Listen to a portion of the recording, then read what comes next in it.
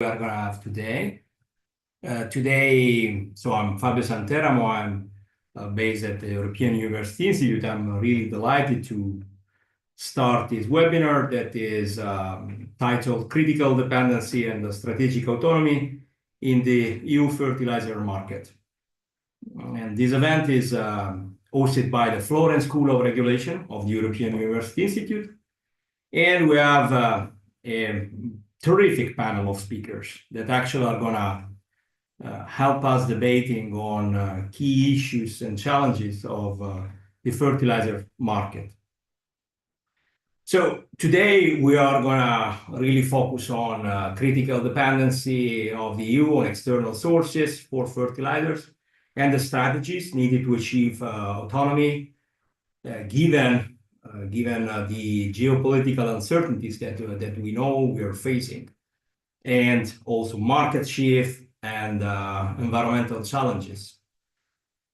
So let me remind that this is recorded. You are attending this webinar, but you have the possibility to see this, to watch this on our website. And for those that are actually now with us today, you are allowed to ask questions in the Q&A or in the chat. We are going to ask the speakers to reply after their introductory speech. So let me present the speakers we are having today. So we have Fabienne Santini from DG Agri of the EU Commission. Hello, Fabienne. Thanks for joining. We have Jeremy Jelliffe from United States Department of Agriculture. Hi, Jeremy.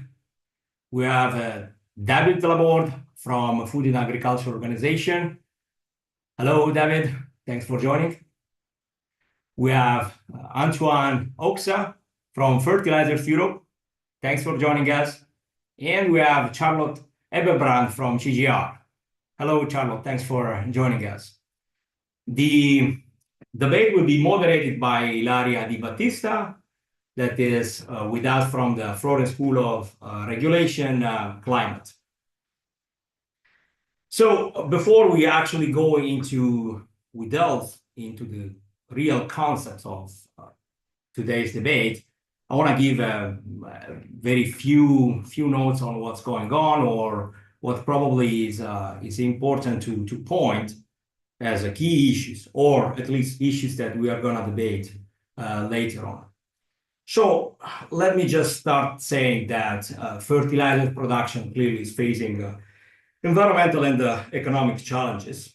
The supply is clearly emitting quite a bit, about like 1 gigaton annually. That's basically contribute up to 10% of agricultural emission and 2% of global greenhouse gas emission. We have other issues that should be pointed.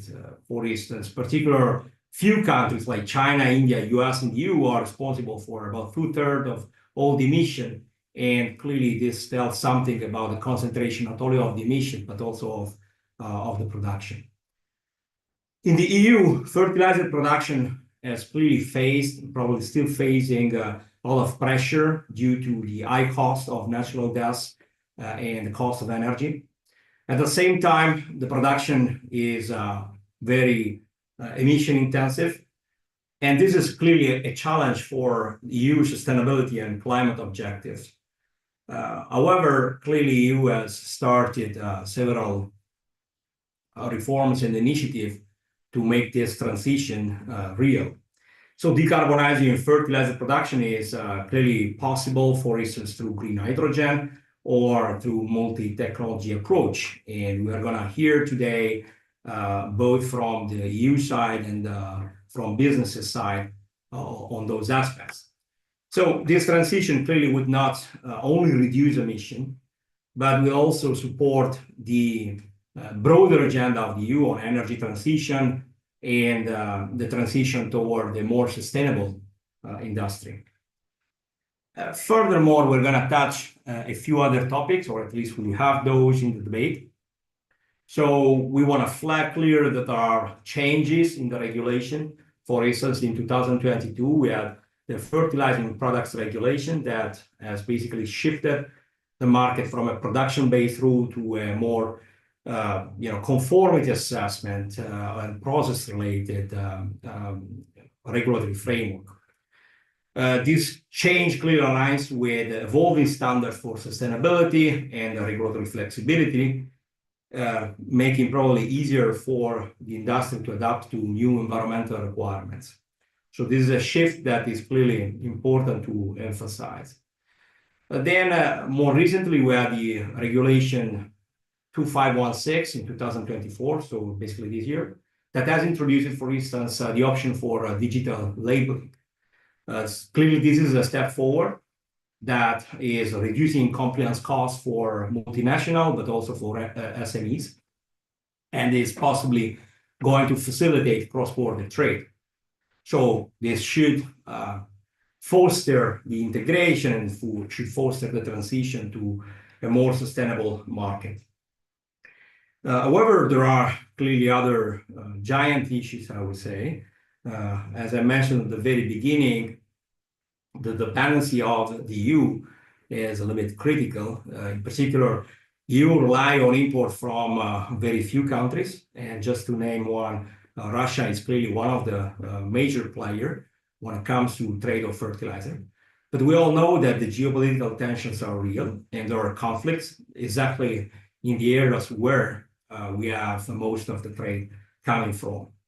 So I would say this is very much linked to the new tool that has been established that is covering the most high emission intense sectors and industries, including fertilizers. So I'm talking clear about the CBAM, which is clearly aiming to level the playing field among those that are producing within the EU and those that are exporting to the EU. So CBAM is clearly meant to align the emission intensity of imported products with those that are produced internally in the EU. And this is possibly is going to have an impact in terms of the autonomy that the EU is going to target. So this is clearly not a comprehensive talk at all. We're very far from that. We're going to have way many other issues. And this is exactly why we're having today's webinar. I just pointed and highlighted a few relevant issues that I believe we are going to hear more from our speakers. So without the intent of taking more of your time, let me give the floor to Ilaria, who is going to introduce each speaker, and then I'll just give them the floor. So look forward to hear from you and to continue this debate. Ilaria, it's over to you. Thank you very much, Fabio. Good afternoon, everybody. I am Ilaria Di Battista, and I'm a researcher at the FSR Climate. I'm currently working on agricultural voluntary carbon markets and climate policy acceptability. So I'm very, very curious to hear our today's speakers, and I'm sure that they will provide us with key observations about the topic. So I'm glad to welcome the very first speaker, Fabian Santini. He's the head of the Unit for the Governance of Agri-Food Markets at the European Commission's Directorate General for Agriculture and Rural Development, DG Agri. Prior to this, Fabian served as deputy head of unit in the same department since 2019, yes, of course, overseeing governance in the agri-food sector. He has an extensive experience in agricultural policy and market regulation within the European Union. I remind you, Fabian, that you have 10 minutes and the floor is yours. Thank you, Ilaria, for this presentation. Indeed, you remind me that I didn't move a lot in these last years. No, thank you very much. And I will bounce on what Fabio said earlier. This is a topic, this is a fascinating topic, but that has a lot of different dimensions. I come from DG Agriculture in the European Commission, so I will probably focus a little bit on the farming perspective of all these issues, but they contribute to the overall picture that will not impede me to have a little some few looks at other aspects. I'm sharing a little presentation. I think you can see it. Can you? We see it well. Yeah. And I will start by a first point is why is this question important for DG Agriculture? And it became important for DG Agriculture at the end of the year 2021. Not that it was not important in the past, but it became really acute for DG Agriculture at the end of the year 2021, because you can see here that this is the start of a shock of cost of production for EU farmers that has been very steep and that is still present today. We are nearly 3 years after the start, or more than 3 years after the start of this shock and the first increase of the prices of nitrogen fertilizer back in September 2021. We are still over 30% above what were the cost of production of EU farmers. 30% is a big shock. You have to absorb it. And clearly for our constituencies that are the EU farmers in DG Agriculture, this is an issue of concern. And when you look at what explains this shock, if you look at all these, what are the indices of increased costs in the EU, well, one of the main drivers has been an incredible surge of the cost of purchase of fertilizer and soil improvers by farmers. We are now still much higher within the EU than we were back back 4 years ago. But it went really very high in the bills of our farmers. So that was a question that became political, and the Commission decided to issue a policy paper, a communication, where we are listing all the existing policies and measures that we have at hand to ensure that we would still have available fertilizer. That was the main concern when we are back in summer 2022, but not only available, also affordable for the viability of our farming sector. So this is this communication that has been published already 2 years ago. I will follow a little bit its plan, because it's a way to also draw lessons on what happened in the 2 last years.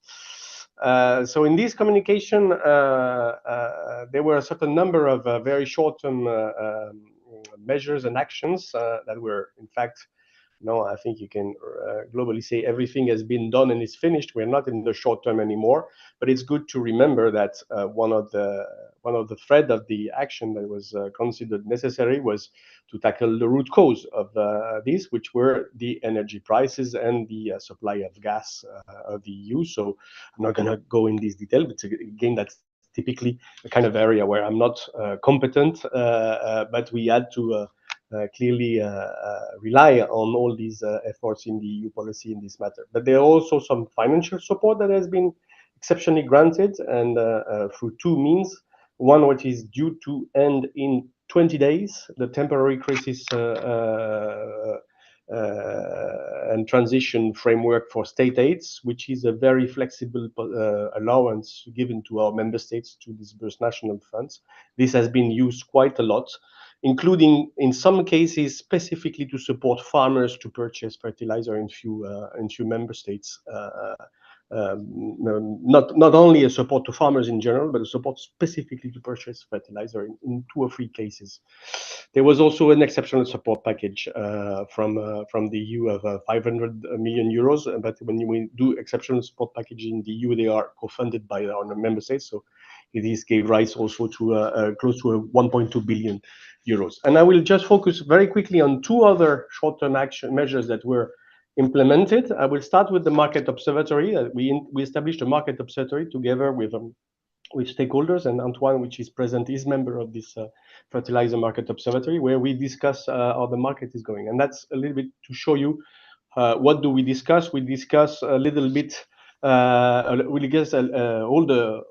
We discuss the evolution of prices, but also what are the driver behind this evolution of prices, in particular consumption. And here you will see that sorry, I went very fast. This peak on the prices at EU level, that this was not publicly available before the setting up the market observatory. Now we have this time series that is made public thanks to a calculation by the GRE from private sources of information. This peak resulted in 2022 in a drop of consumption of inorganic fertilizers. We don't have yet the data for 2023, but they are likely to be very stable for nitrogen and for probably for P also, and would increase back, in particular for P, but also for nitrogen in 2024. But we have quite a lag in this data on consumption. We also have some data on production, and here we see that we came back. I'm going very fast because otherwise I will never stay in 10 minutes, but we see that we came back in the last 5-6 months around 5 to 10% below what were the historical level of productions of fertilizer in the EU, but we are still below this capacity. And we know that some plants have closed definitively. So part of this gap is also a permanent gap. Part is not.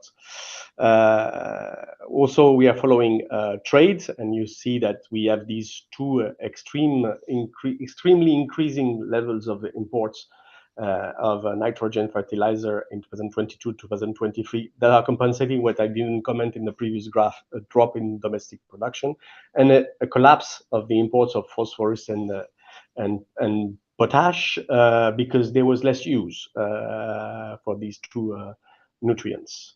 And so we can even calculate, and please don't take these figures are absolute figures, they are more showing a trend, but we can calculate, we are attempting to calculate a self-sufficiency rate. Like all this work is in fact trying to be able to reply to AMIS and our colleagues from FAO when they will ask us some balance sheets for nitrogen fertilizer and other fertilizer, because this is a very interesting work. So we are getting prepared to try to comply thanks to this work. So this short-term measure is now in place. It gives a bit more transparency, understanding, and a better common analysis on what is happening on all these issues. A second little short-term measure I wanted to dig into very quickly is trade diversification. So the idea was, notably by temporarily suspending the custom duties on ammonia and urea back in 2023, the first quarter, to have a bit more of a solid, a diversified supply. And you, Fabio, said it in your introduction. We are all starting from the point that we are very dependent of the very few sources in the EU. In fact, we recently tried to look at this, and it is not that evident for the EU. We see here that we have this is again a work that is done in the framework of the market observatory. We are tracking a little bit what are the different sources of supply for the different nutrients, and you can see that yes, it's not a super diversified portfolio, but it's not also what we can see in particular in some agricultural commodities, one or two suppliers only. So we have a bit more of suppliers and the capacity to move. And in fact, we made this work, which is based on monitoring some concentration index. And you can see that in terms of value of imports, most of the imports from the EU are not products for which we have no alternative in the world. These indexes, I will not enter in the detail of the methodology, but it looks at the diversity of our imports, but also in the diversity of the world trade, so the availability of alternative suppliers. And you can see this is the year 2022, so probably it's a bit biased because it was more diversified than the years before, for a reason of the impact of the conflict between Russia and Ukraine and the transition between one or the other. But still, it is not that as concentrated as what we can see in certain agricultural products.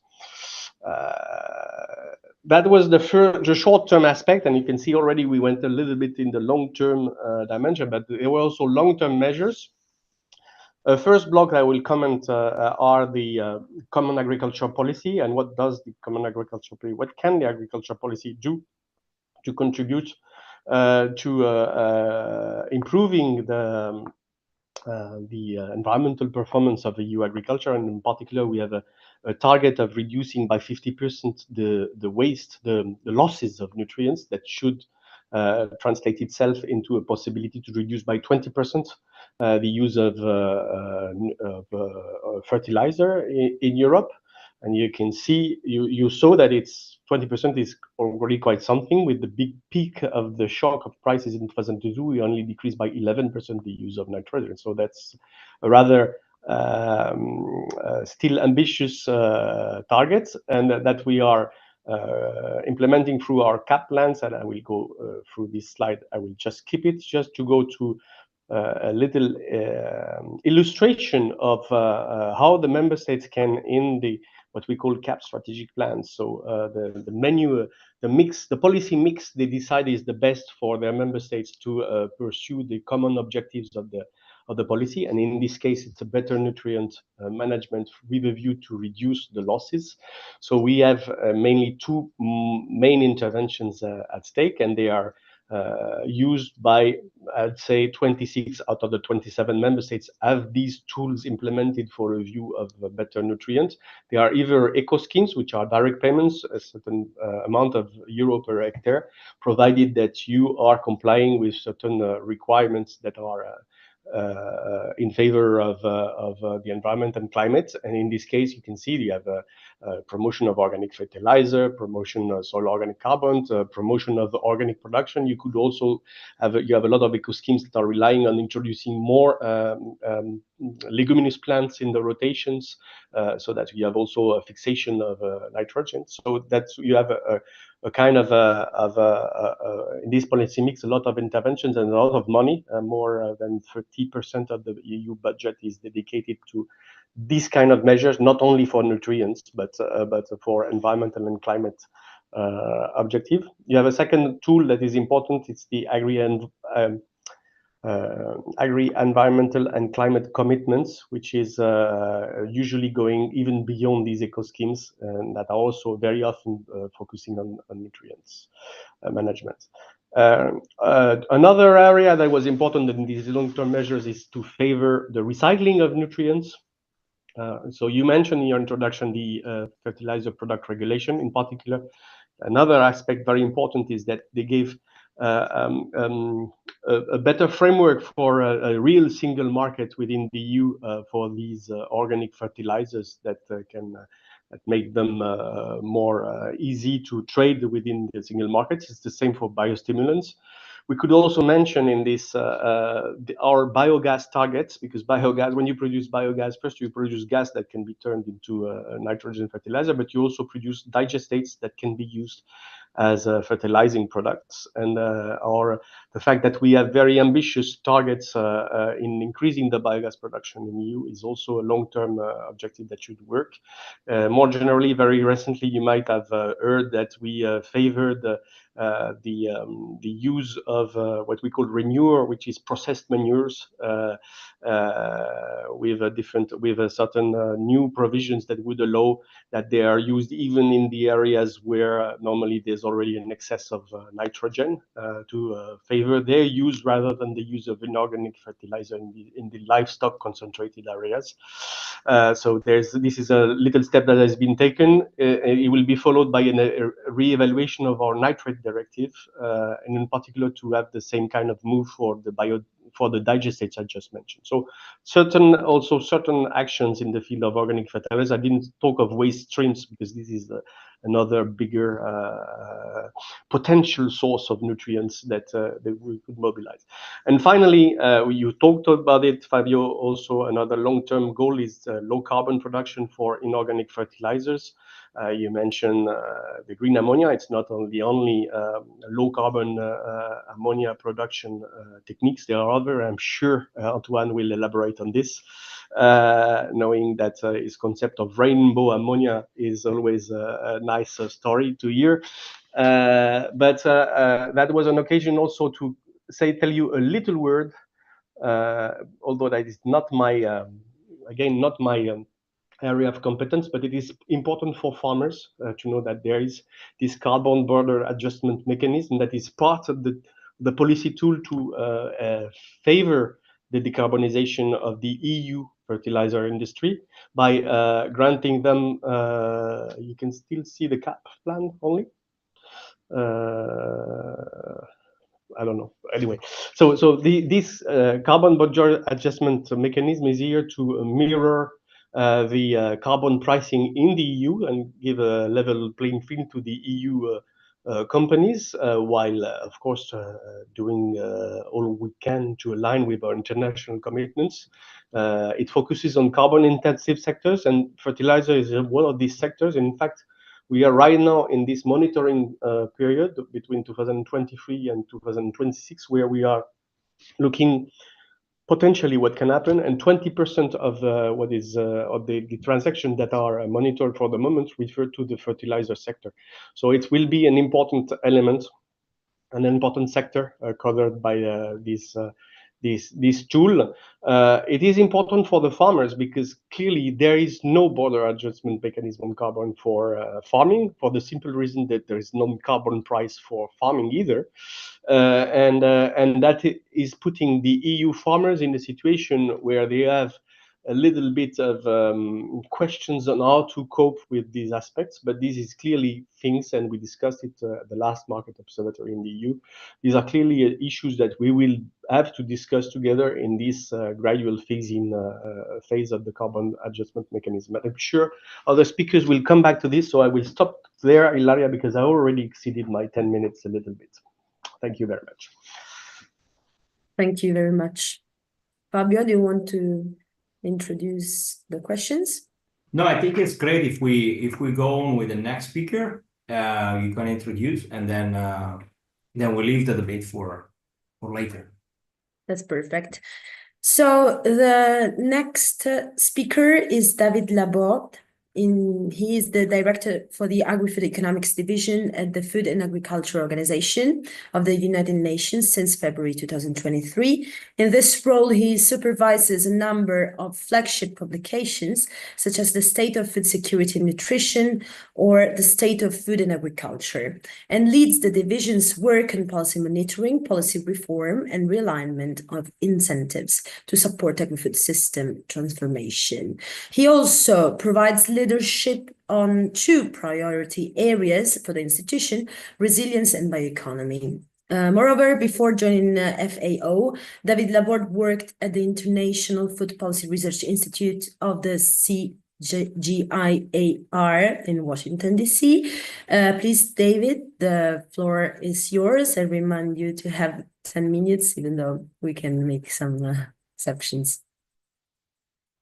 No, thank you, and I will try to stay in my time window. I think thanks to Fabien already, we get a very nice landscape about what is the situation in terms of fertilizer utilization in Europe, and also the implication of high price of fertilizer. And let me go back also to the basic that actually more than, I would say, 60–70% of the agricultural production in Europe is dependent on fertilizer. So the question is simple: if we want to continue to produce crops, but also livestock, because some of the European members are using fertilizer on pasture land in order to get grazing, there is a need of fertilizer. Of course, we can, and I mean mineral fertilizer. So in Europe, broadly speaking, there is a need of 2.3–2.5 million tons of nitrogenous fertilizer a year, and 2/3 come from mineral fertilizer, 1/3 come from manure. So how we get this synthetic fertilizer is still something that is we cannot disconnect it from agricultural production. Now, in order to get mineral fertilizer, and in particular urea, we need natural gas. That as of today, that's how we get it. So for Europe, if Europe wants to maintain a home-based agricultural production, it needs fertilizer, and either it's going to import this fertilizer or import natural gas that are going to be processed as fertilizer. And so we should never disconnect the discussion on fertilizer, in particular, once again, urea, it's the main source of expenditure, even if the other nutrients are important. But we need to keep in mind this question about how we connect the demand and the import of, in particular, urea, and the one with natural gas. And Europe is not self-sufficient in either of these. So even if you become self-sufficient in fertilizers, but just because you import more natural gas, and therefore you process it at home, but you become more dependent on natural gas, you have not solved the issue. And more or less, that's some of the challenges that any country faces. You can be self-sufficient on food, but if you import your inputs, it's an illusion of self-sufficiency. If you are self-sufficient in food and in fertilizer, and you still import your energy, you are also here in an illusion. So mainly the question is how you manage this different level of dependency, and who is your trading partners on this source of product. Because you can say, okay, I am importing my maize from Brazil. I am importing my natural gas from the US. I am importing my fertilizer from Egypt. And you can manage, if you want, these different elements. Or you can say, I'm producing my maize, and I am going to import my natural gas from Russia. And I mean, if we have this debate today, it's mainly because the situation, in particular with the Russian Federation and Europe, have changed drastically. 10 years ago, people were not having this significant discussion. Now the situation has changed. How much Europe can get natural gas from Russia is a geopolitical question. And knowing that trading these different products also are more or less difficult. If you want to trade natural gas, the first solution is to use basically pipeline. And we had an infrastructure in Europe connected with the Russian Federation. When you want to start to trade urea, here you have different modalities. I mean, but it's a bit more easy. And of course, trading agricultural commodities is actually the easiest way because you can do it for different aspects. Now, if we see what has happened, I will say in the last few years. First, I mean, Europe, and due to some of the policies that Fabien has referred to, use less fertilizer today compared to 2015, 2016, 2017. There is also a rationalization. So we can still continue to produce, but with better technology, with better efficiency. And so it means that we can still continue to produce in Europe, asking overall less fertilizer. But that also takes time. And also there is some issues regarding what should be the mix of production. So what I mean here is that on the demand side of fertilizer, you can already try to reduce your dependency by thinking how much you want to produce, what you want to produce, and how you want to produce. And clearly, many member states and the Common Agricultural Policy are trying to improve this aspect. But that takes time.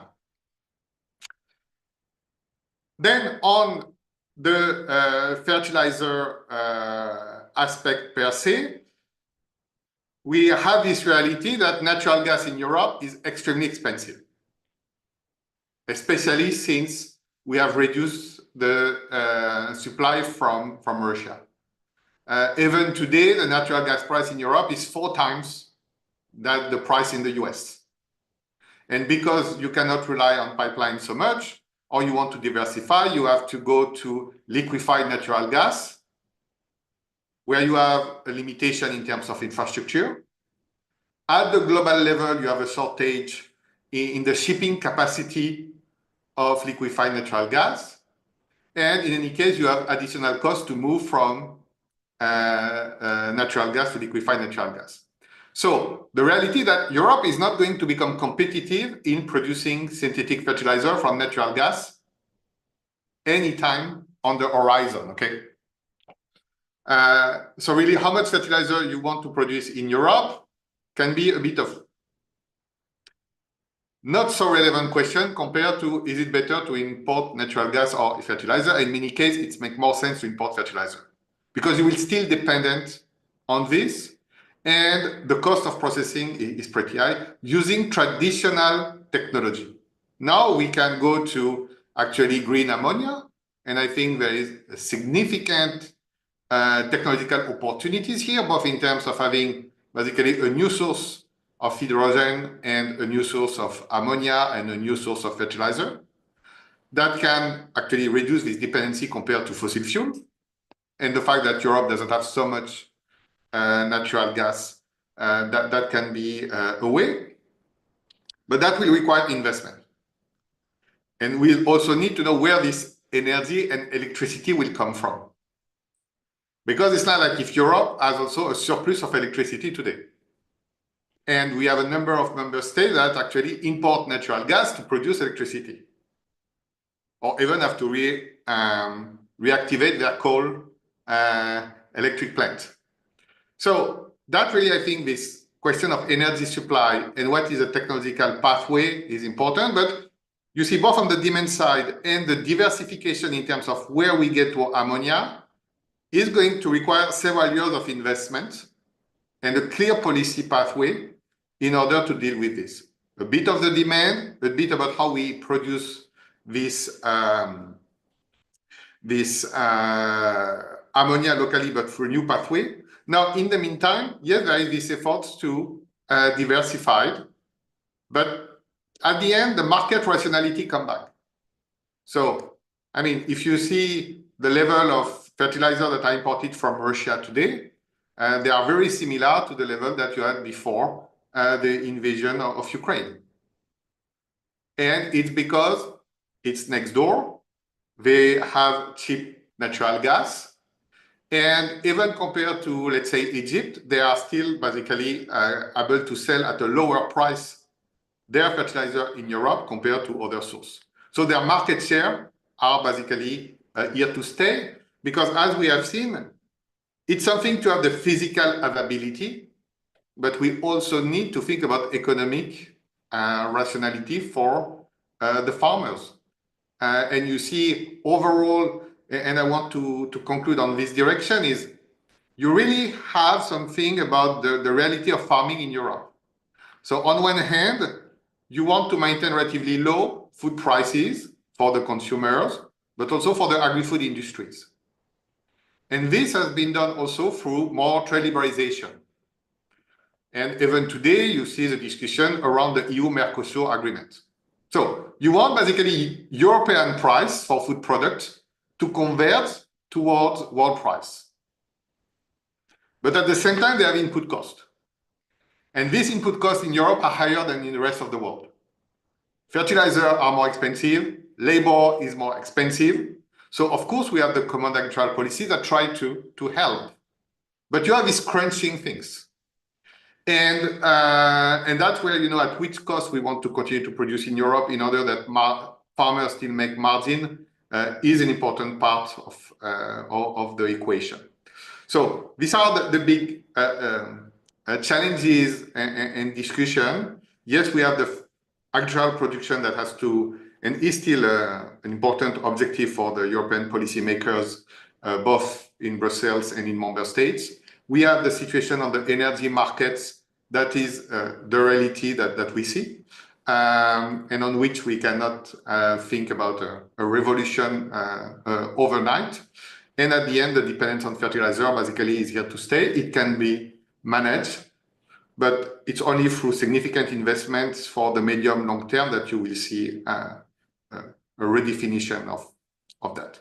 But at the end, I think it's why it's very important also to think about this agri-food system approach. You know, you cannot just take one element at a time. You really need to think more in an inclusive way. And of course, the amount of manure we want to use to replace some of the synthetic fertilizer require also what is the size and the type of livestock sector we want in Europe, you know. And I'm going to stop here for now. Thank you. Thank you very much, David, for your perspective. I will directly go to the next speaker so that we arrive very soon to the discussion, because I think it will be very interesting. Next speaker is Jeremy Jelliffe. He's a research agricultural economist at the International Trade and Development Branch in the Market and Trade Economics Division at USDA's Economic Research Service. His work focuses on Europe's agri-food production, consumption, trade, and related policies, as well as international focused research on agricultural productivity, the role of trade and services to agri-food value chains, and food security. So, Jeremy, the floor is yours. 10 minutes also for you. Thank you so much, Ilaria. I was originally told 5, so this is nice. I'll try to keep it short. Fabio, this is a wonderful event. Thanks for setting it up. I'm honored to be here with colleagues from DG Agri, FAO, the World Fertilizer Institute, and IFPRI.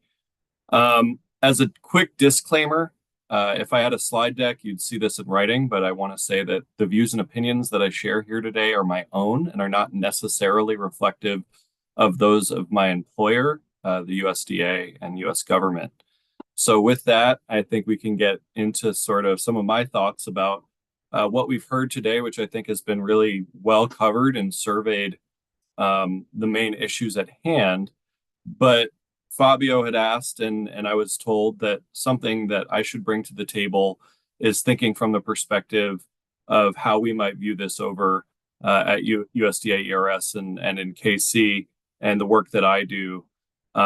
So I'm going to draw on some studies, right, where we've actually officially talked about some of this, and then I'll also draw on some of what Fabio and I have been doing related to CBAM. So I guess that's a good starting point. Fabio and I, for a few years now, have been working together, but more recently on CBAMs and trying to understand the implications of these.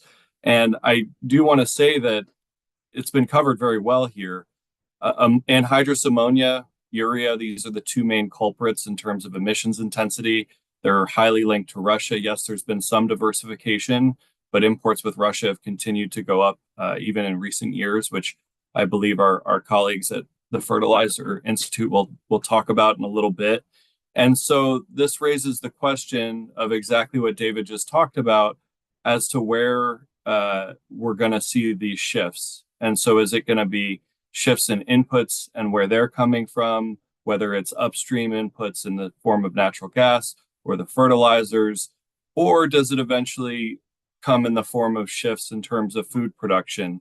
And if these reductions do happen, there's been some CGE models that have shown what would ostensibly happen in the EU from reducing fertilizers in the production systems in terms of food prices and output and so forth. Now, some of this can be mitigated by productivity, and we've shown that over time there has been productivity growth that's essentially been able to keep output stable while reducing, as we point out, even over recent years, close to 11% of this fertilizer use.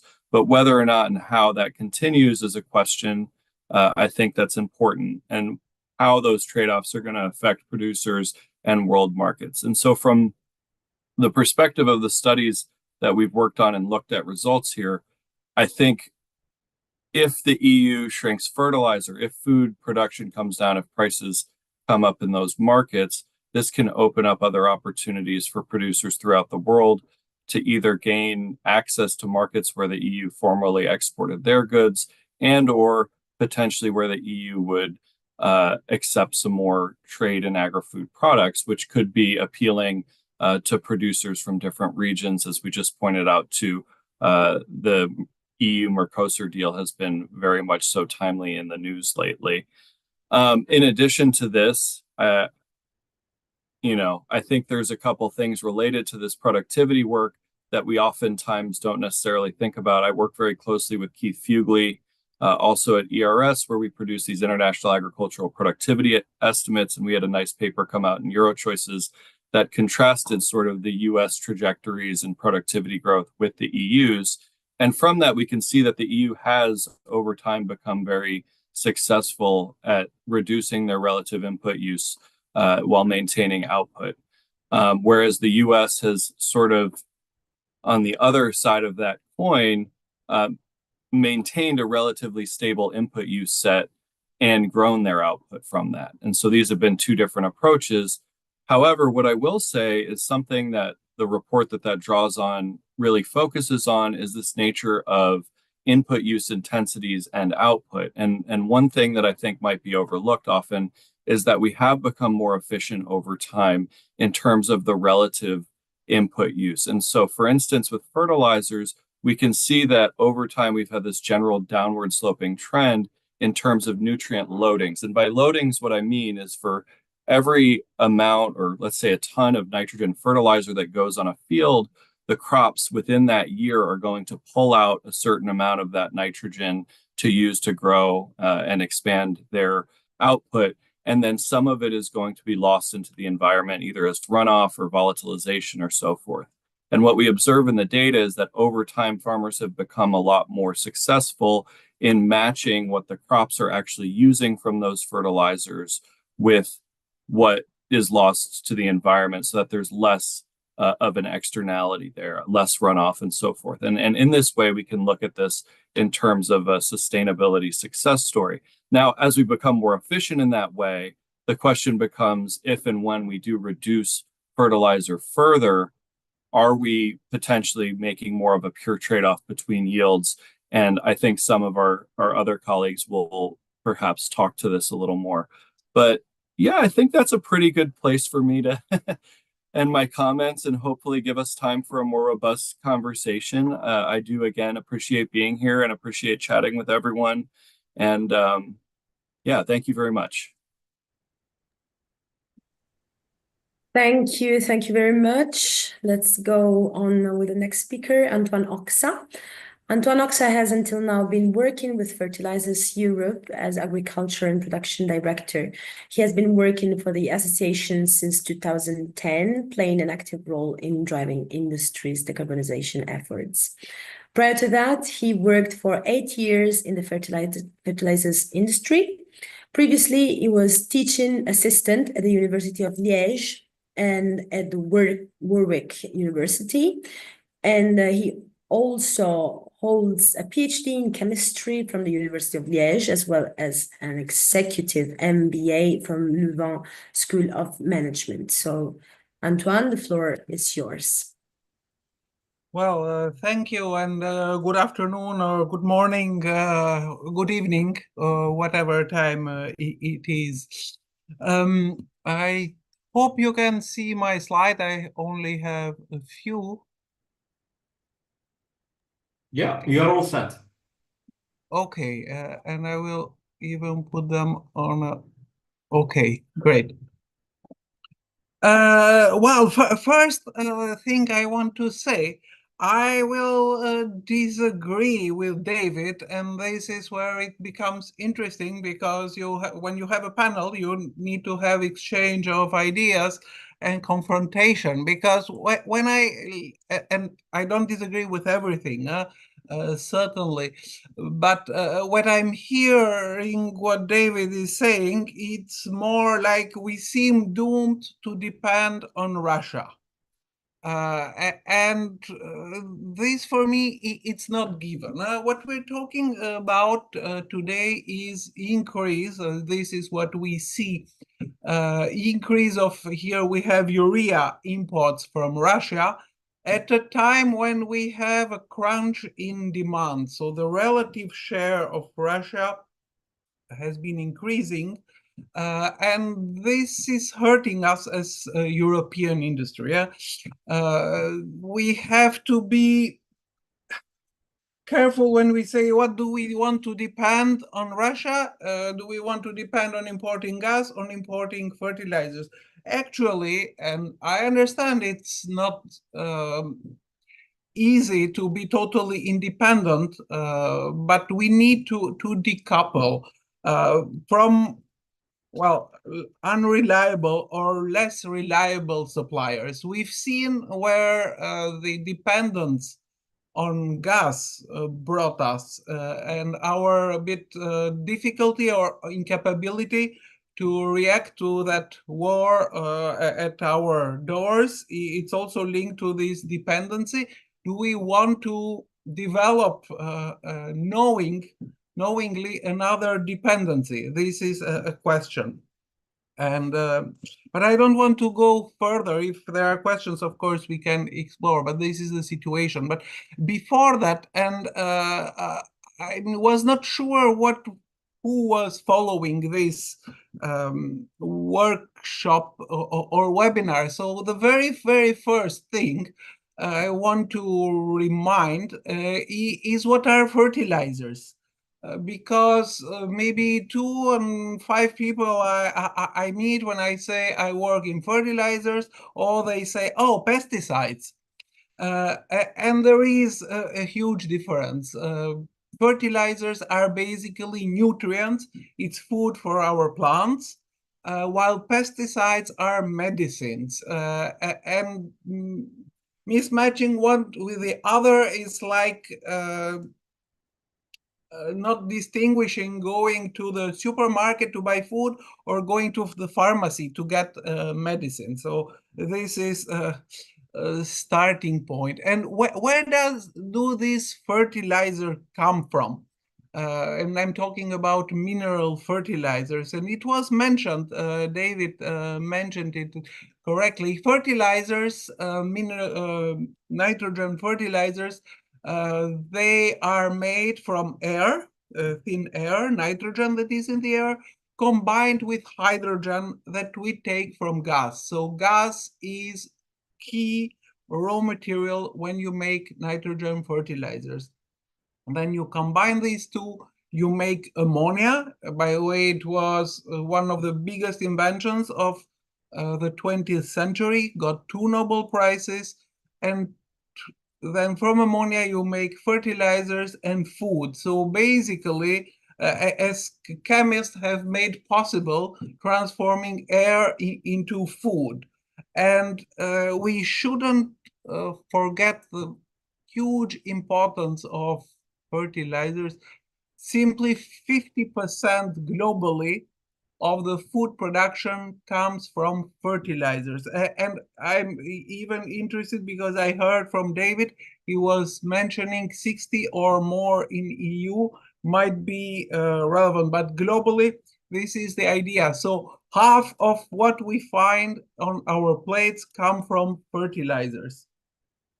And then fertilizers today are made from natural gas, we've discussed that a bit, and are also very much greenhouse gas emitters. So for 1 ton of ammonia that we produce, there are 2 tons of CO2 that are released to the air. And this is, of course, something not good. So there are ways to change this. And this is one of the challenges of European, but the whole fertilizer industry globally, it's to decarbonize. How can we decarbonize production of mineral fertilizers? Because it is indeed possible, instead of starting from gas for our hydrogen, to start from electricity and water. So break the molecule of water, get the hydrogen, and then continue the chain as we have. There are huge challenges to do that. Technically, it's doable, but it's much more expensive. And this is not going to change, at least in the short or medium term. Requires huge investment, so it's not that easy, but it's clearly the way to do it. And then the way you use fertilizers. Of course, the first goal is to use less fertilizers and more efficiently, because the plants will always need the same amount of nutrient to grow and to be healthy. But we need to reduce losses of fertilizers. That is the goal. And this is also what Fabien mentioned, cutting the losses by 50%. And the other challenge is also to use secondary raw materials. So instead of going mining, use our waste, transform it, repurpose it, and use the nutrients that today are being wasted. So this is what's on the table of European fertilizer industry, but also the global fertilizer industry. And I'll stop here. I hope then we can continue the discussion depending on what, The public, the listeners will want to go more in detail. Perfect. Thank you very much, Antoine. So we can shift to the next speaker. The next speaker, the last but absolutely not the least, Charlotte Ebebrand. She's the Director of Communications and Public Affairs. She has extensive experience researching as well as writing and communicating about food and agricultural policy topics.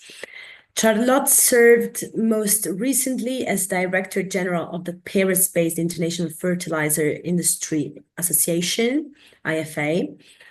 It's a very, very big association composed of different companies in the fertilizer value chain and other organizations with an interest in plant nutrition, with some 2/3 of the membership based in emerging and developing economies. So Charlotte, the floor is yours. Great. Thank you so much, Ilaria. Everybody can see the slides and hear me okay? Okay, Yes. excellent. So thanks for inviting me to this really interesting discussion. I am curious to see where the Q&A will take us. I think I'm primarily picking up on maybe two of Antoine's last points there on decarbonization and the need to reduce losses.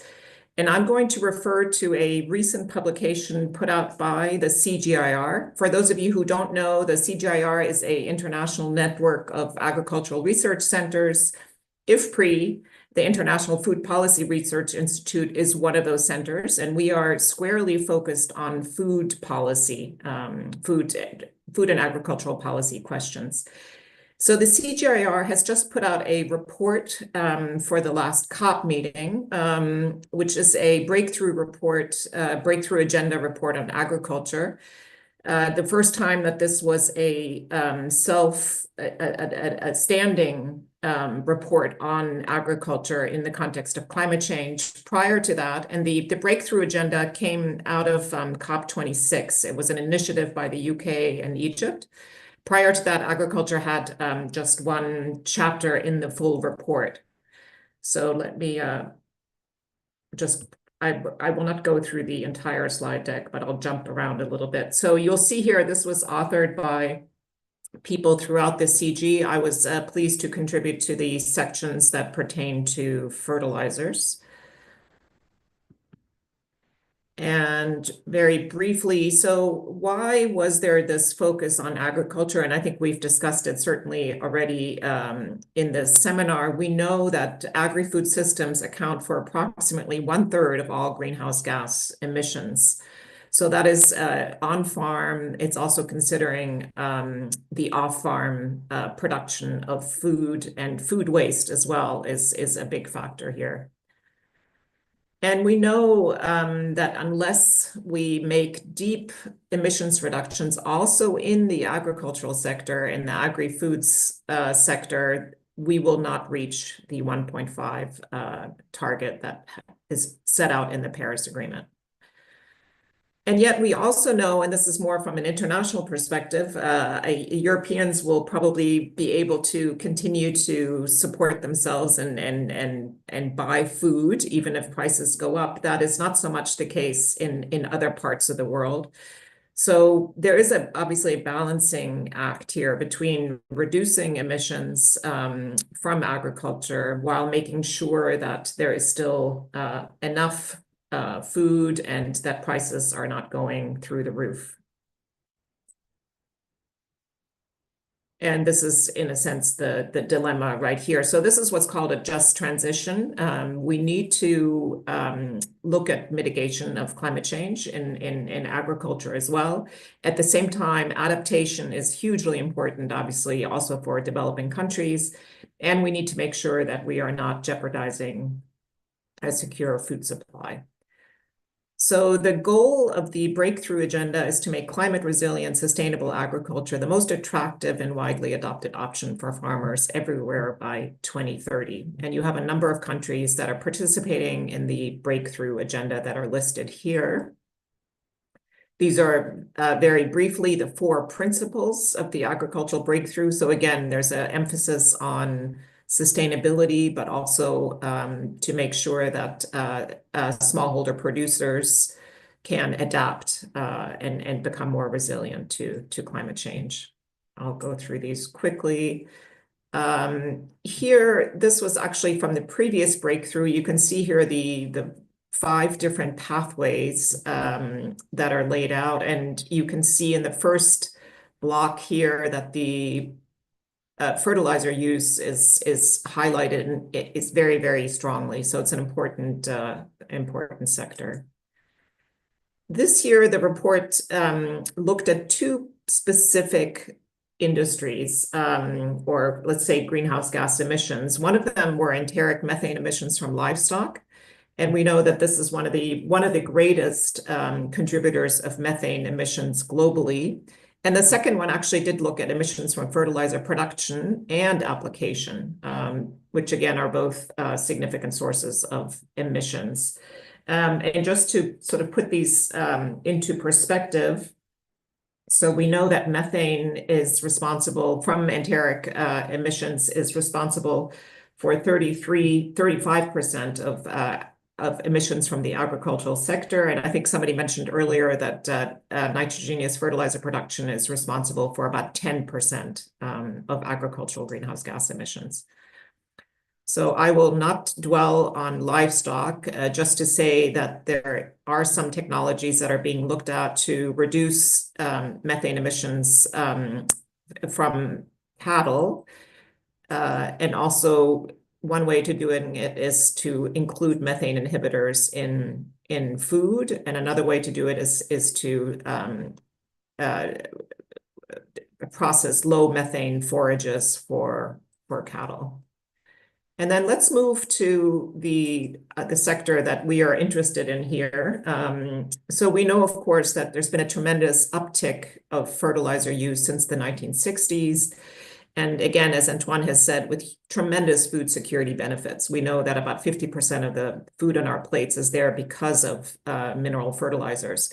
And yet, fertilizer use is really unequal across regions. I think David Laborde mentioned, or maybe it was our first speaker, Jeremy, that some countries are really using too much fertilizers, whereas other parts of the world are not using sufficient amount of fertilizers.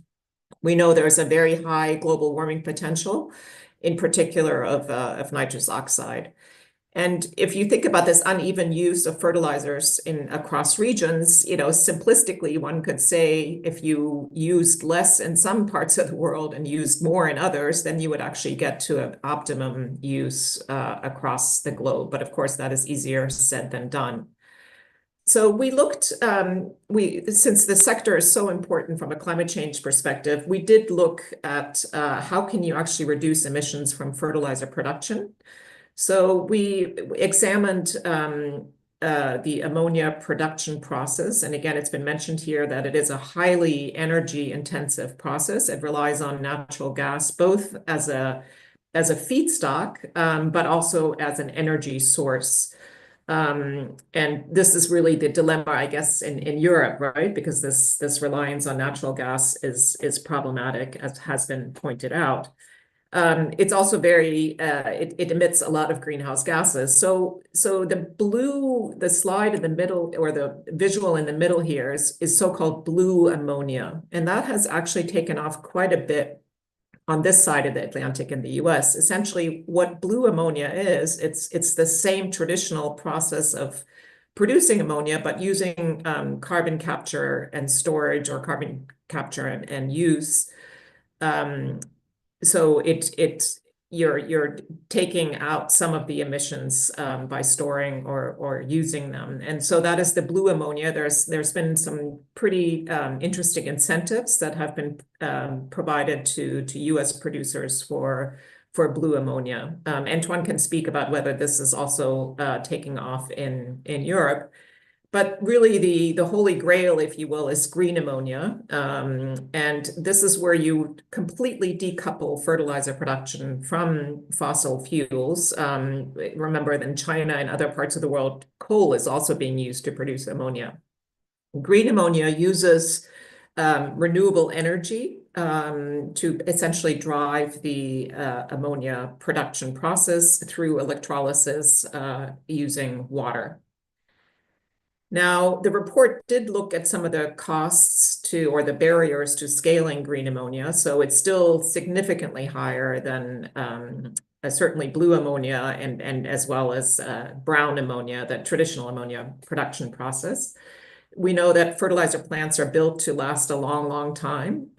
So it will not be easy to have some of these plants switch over to green ammonia production. Again, it will be hard to impose regulations mandating emission reductions because between 10 to 15% of global ammonia is traded. And there are some important safety and security considerations in the ammonia production process that would also apply if you move to green ammonia. And then another, in the context of the developing world, in one sense, green ammonia has great potential because you could see decentralized green ammonia plants anywhere you have renewable energy. In theory, and water, you could produce green ammonia. However, the output would be anhydrous ammonia, which has some safety considerations, but furthermore, you would then need further processing to produce multi-nutrient fertilizers, which of course we need for balanced fertilization. So it's not a panacea. It's an interesting, very interesting technology, but in the context of the developing world, we also need to make sure that we have the other nutrients integrated. So I think the other area we looked at, and that's also been referred to by some of the speakers here, most of the emissions from fertilizers actually come as a result of their application on the field. So really there's a need to have more site-specific nutrient management, which basically means a very precise application of fertilizers in accordance to the nutrient needs of the crops. And this is something that has been practiced, certainly, and I think Jeremy referred to this, right? We've become much more efficient at using fertilizers in some parts of the world. Nutrient use efficiency has increased. It's still quite low in many parts of the world, however. We have a huge potential now with advances in big data sciences, crop modeling, geospatial analytics to use these technologies to help with more precise fertilizer application. However, you also have still some barriers here to scaling this up. Essentially, one big limitation, especially in the developing world, is the lack of data to really make these tools as powerful as they can be. There's also, we have found, again, mainly in the developing world, which is where we focus at IFPRI, that a lot of these digital tools that can play a great role in improving nutrient use efficiency, that the uptake is not as good as it should be in the developing world, in part because they are costly. Farmers will use them as long as there's a project that facilitates their use, but short of that, we don't see a very long-lived use of these kinds of tools. So there are also barriers that have to be addressed there. And in the interest of time, I will just maybe go through this rather quickly. So the report did lay out some of the international actions that have taken place around fertilizers. So you can see there are a number of different initiatives. And we also then moved to having some recommendations. We were asked in particular to look at areas that require international collaboration. So this might be interesting for the audience. Obviously, climate finance should go towards agriculture, and in particular, there could be, it would be good to channel some of that green climate finance to the fertilizer sector. And then also multilateral development banks and donor countries could also provide concessional loans and grants to green ammonia plants, ensuring that you have more technologies to support site-specific nutrient management. So I'm going through these very quickly. This I thought was an interesting one. You could have an international agreement, perhaps, where governments would sign a nutrient use efficiency pledge. There was already a methane pledge, so we suggested maybe do something similar on the nutrient use efficiency side. Another idea would be sorry, some of these pertain to livestock. So yes, take advantage of existing platforms to engage in more intensive exchanges of knowledge on site-specific nutrient management to make sure that you can really support farmers' adoption of this approach. Develop common metrics and indicators. So here, an interesting suggestion, Antoine, is we should be encouraging fertilizer companies. I know some of the companies in Europe are certainly heading in this direction to expand their greenhouse gas accounting to include so-called Scope 3 emissions, which are the emissions that occur when fertilizers are applied on the field, because that, in a sense, will incentivize companies to also do more to reduce nitrous oxide emissions from application. We also thought perhaps governments could set deployment targets for existing and planned ammonia facilities, shifting from brown to blue, and then from also building green ammonia plants. There's a lot of work that could be done to make renewable powered electrolyzers more affordable. And then we thought also the industry could be asked to take a complete reporting structure for the full production, the carbon footprint of their production. And last, on the research side, obviously doing more. R&D always has a really incredible impacts. So the more we can put into some of these, there's still research to be done. And in particular, the fertilizer industry, the report also makes a call out to the industry to spend a bit more on R&D. We don't have reliable figures on R&D spending by the industry, and it's defined differently, perhaps by different players, but this is another, I think, quite interesting recommendation of the report. And then we also thought on the trade side, long back, there was a discussion to have environmental goods and services agreement. You could imagine if something like that were taken up again in earnest, you could also include here some so-called green fertilizer products or green fertilizer production processes so that those could benefit from increased trade. And I will stop there. And yeah, there's been a lot of discussions about the CBAM and yeah, I won't comment on that now. I'll wait to see what the discussion brings. Thank you so much. Thank you, Charlotte. Thank you very much. Thanks all the speakers. Fabio, do you think that we can open the discussion now? Yeah, indeed. Just a technical issue. Maybe you noticed I was out and then in and back. So I don't see Q&A now, but I think we have quite a few questions to discuss. If I may, let me start with a very general question. So we have clearly heard from different speakers on issues, and I've heard, I would say 60% of Charlotte's presentation, maybe 70% of Charlotte's presentation, but it's clear that we have also the perspective of the developing countries, and I see there are similarities. Then we have this kind of misalignment between, I would say, Antoine and David, if I may, in terms of what's going on in the EU. I see that Fabienne has clearly pointed that it's going to be really a big problem for farmers. So in terms of what's going on the fertilizer market, and Jeremy has also pointed that the issues that we have in terms of trade. But let me ask, what would be the number one priority in your opinion for the EU? Because I want to actually go back to the real point of this webinar. So how actually we are going to see, the future for the EU? For some of the analysis that we have done in the past, we see that there is clearly a problem for the EU market. I mean, not only in terms of being of relying on imports, how much we don't know, we can disagree, but clearly we import.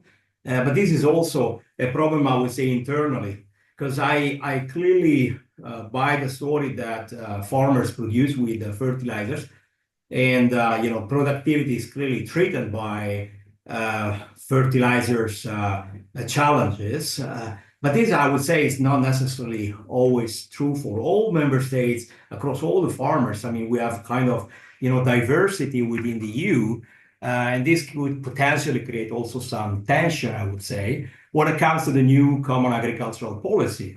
So I know that we may take another hour in discussing this, but this is not the goal. So let's say, what would be the priority to face these conjunctural crisis, but also adjust in the longer term the production of the agricultural production in the EU. And if no one is volunteering, I would kind of ask Fabienne, who is smiling, to take the lead of this. I was feeling that you would volunteer me first. Yeah. No, I think David said it and others said it. In these issues that are complex, imbricated, or interdependent, the solutions are long-term solutions. Everything takes time. Investment takes time for the fertilizer companies. Changing farming method takes time for farmers. When you start a farm, you invest for at least 20 years. And we are talking of livestock. Livestock is not something you can change from like this. So for me, the priority number one, and I speak on my humble opinion, would be to keep on monitoring and discussing this to find the right balance between all these elements, because there are implications, and if David brilliantly described the trade-offs and difficult choices that probably the EU agriculture has, the EU will not be able to make these choices in 10 minutes. So there is clearly a very thin line with a delicate mix to find between further improved nitrogen use efficiency, decarbonization progressively of the fertilizer industry, and other policy mix. But for me, what is important is take time and keep monitoring and avoiding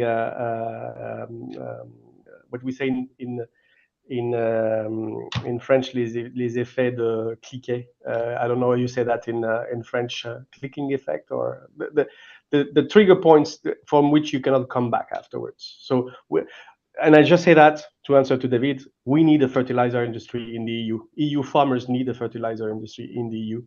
So that's probably, I'm sure Antoine is raising his hand, so because he agrees for me once, for once. Indeed, I would take Antoine's reply. Okay, Next.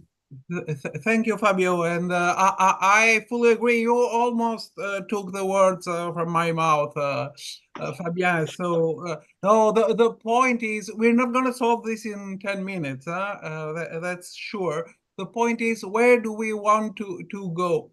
We want to have the long-term food security. That doesn't mean 100% independency. That's very clear. Europe has always been open in terms of trade, open and fair trade. 30% normally of our fertilizers come from outside, but we need to keep a healthy industry here today, have this industry survive, and with this industry decarbonize food production, because today European industry is the leader in decarbonization.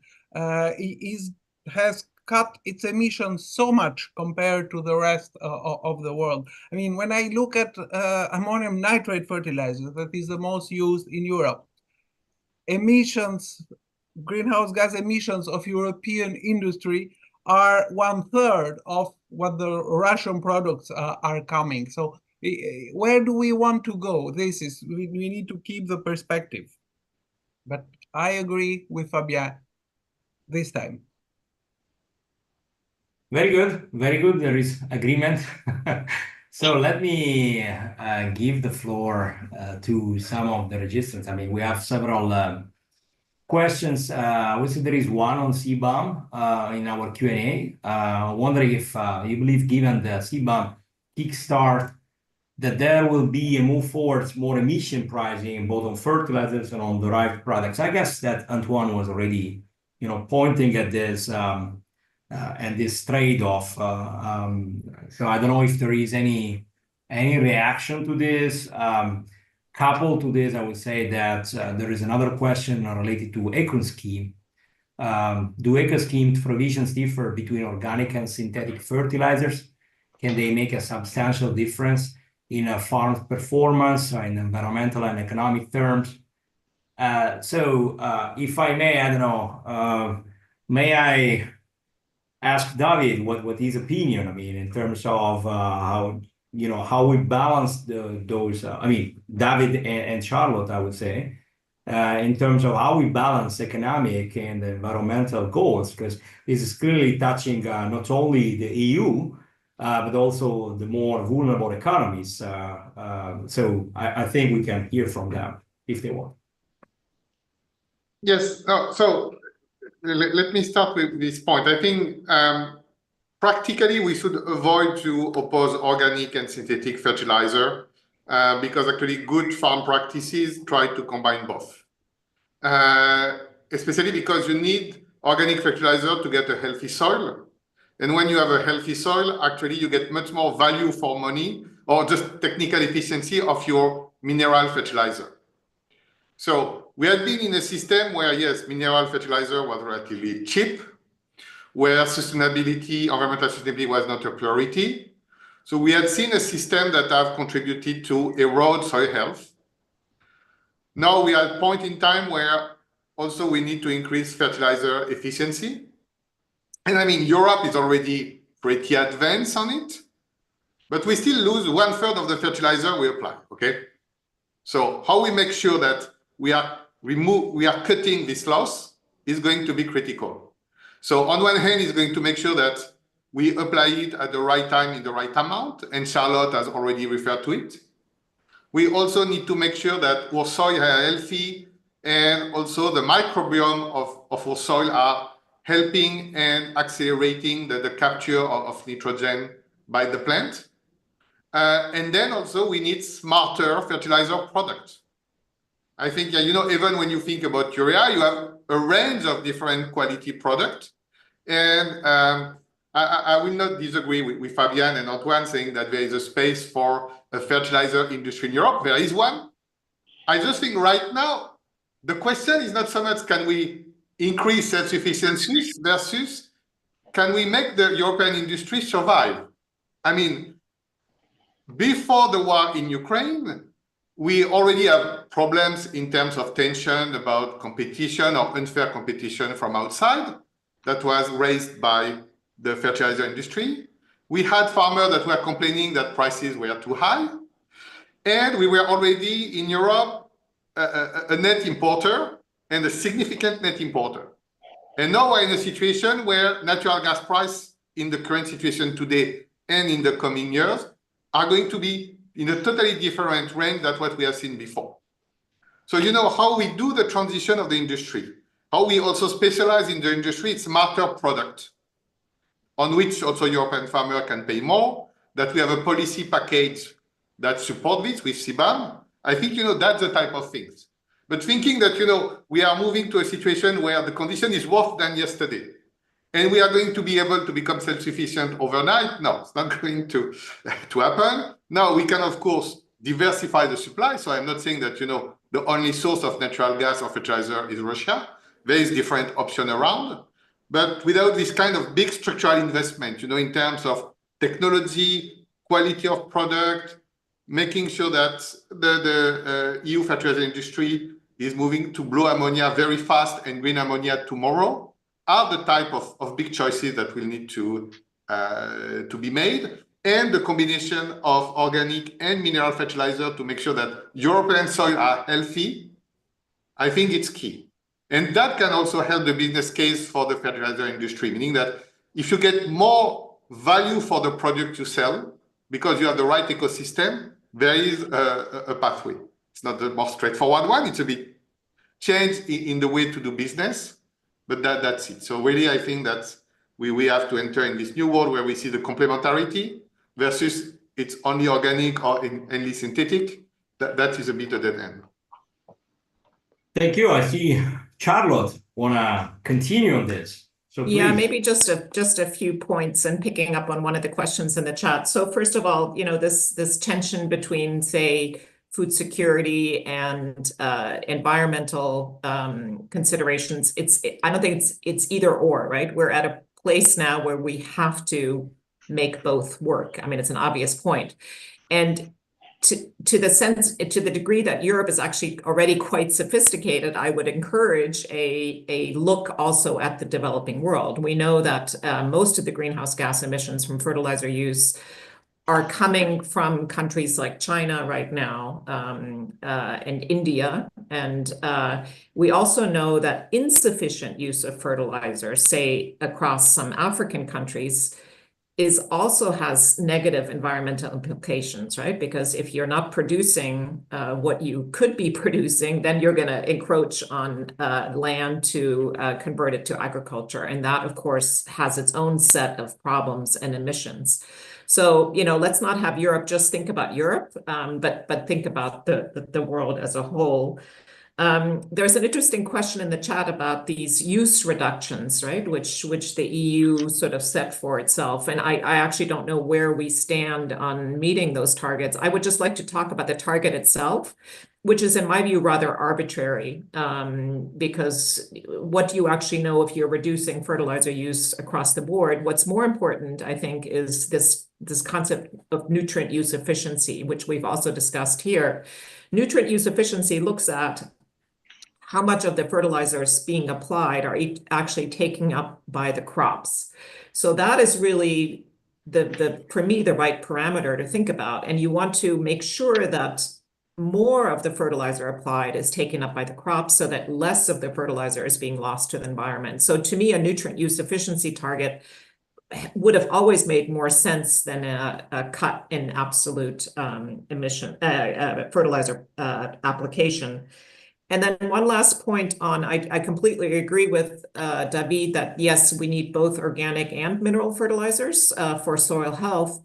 But we also tend to sometimes think that organic fertilizers have no environmental problems, and that is not at all the case. And especially in Europe, we are very concerned, I believe, about manure, excess manure application and nitrate leaching to water. So, sometimes the world thinks only mineral fertilizers have negative environmental implications, and that is, I think, not the case. Thanks.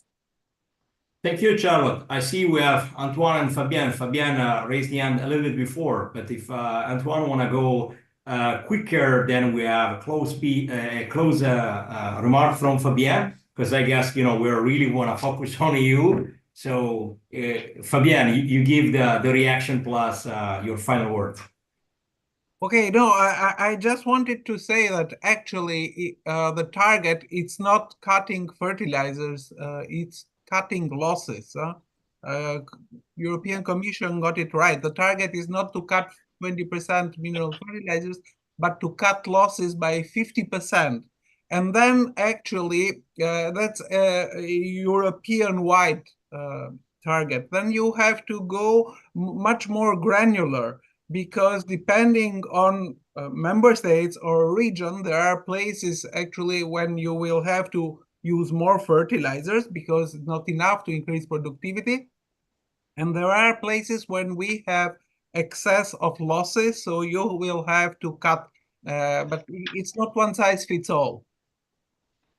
Yeah, and before, let me add something else on the plate, Fabienne. We apologize for this, but My perception is clearly there is a lot in terms of the agenda, regulatory agenda that probably EU has to face when it comes to these to the fertilizer sector. So if you can say possibly one final word also on this, how dense you see the regulatory agenda in the future for the fertilizer sector from the EU perspective, and then we'll stop.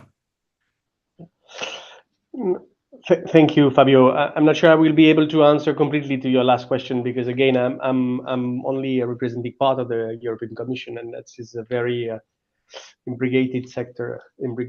But just I wanted to make two remarks. That's why I raised my hand, and I will make a final comment trying to answer.